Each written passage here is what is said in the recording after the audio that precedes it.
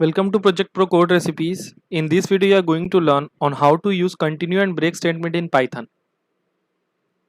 This is the code snippet over here. I have copied this code and I have pasted that in my Jupyter notebook. I'll explain to you the code over here as well as run this for you. Started.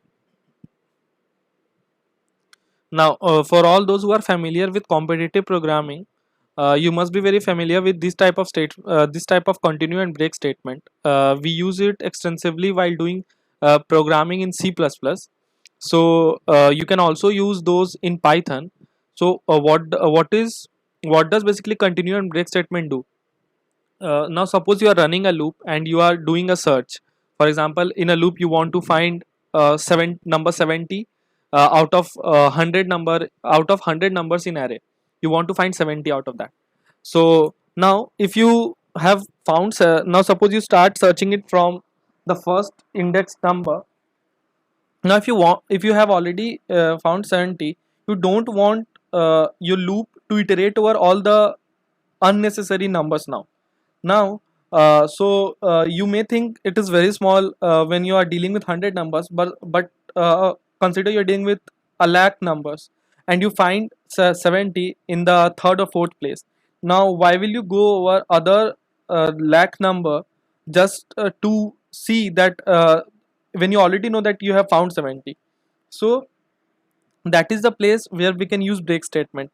If we have found 70, we break out of the loop and we stop and we terminate the loop. Whereas what continue does, if we start iterating over the loop, if I write continue, it does nothing.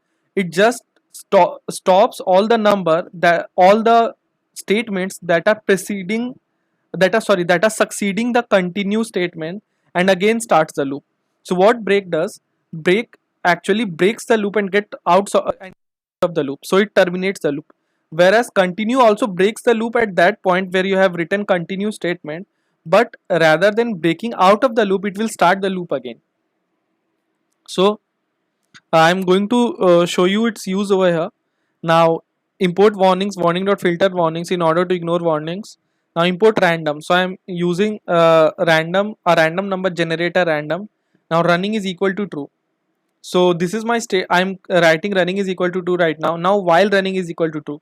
This means why, you know about while loop. While loop runs until the condition is true. So I have put my running condition to be true. Now s is equal to random dot randint. So randint means it will generate random integers between 0 to 5. Now I'm it's just a small game over here. So if s is smaller than 3, now I'm saying if s is smaller than 3, print s, it is too small, starting again. Now this is where continue comes into picture. So what I am doing, if s is smaller than 3, I don't want this loop to end, but I don't want to go further and I want to start again and want to predict s again. So again it will terminate the loop over here, but will start the loop again. Now if s is equal to false, running is equal to false.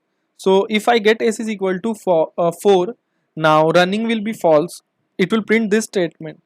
Now if I get running is equal to false, this means when I go again to this running, it will terminate.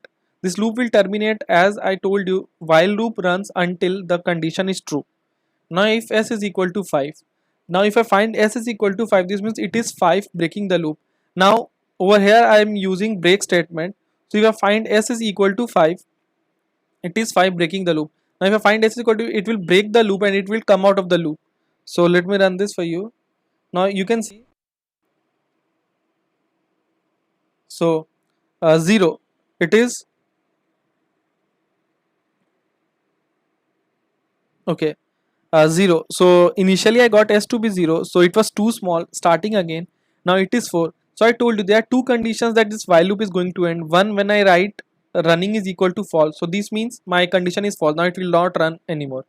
Other is if I write s is equal, if I get s is equal to 5, it will break again. So let me run this again. So you can see how it is performing. So you can see how this continue statement works. I got 2, it started the loop again. I got 0, it started the loop again. I got 1, it started the loop again. But I haven't got 5 any till now. So it is for running, changing running to false.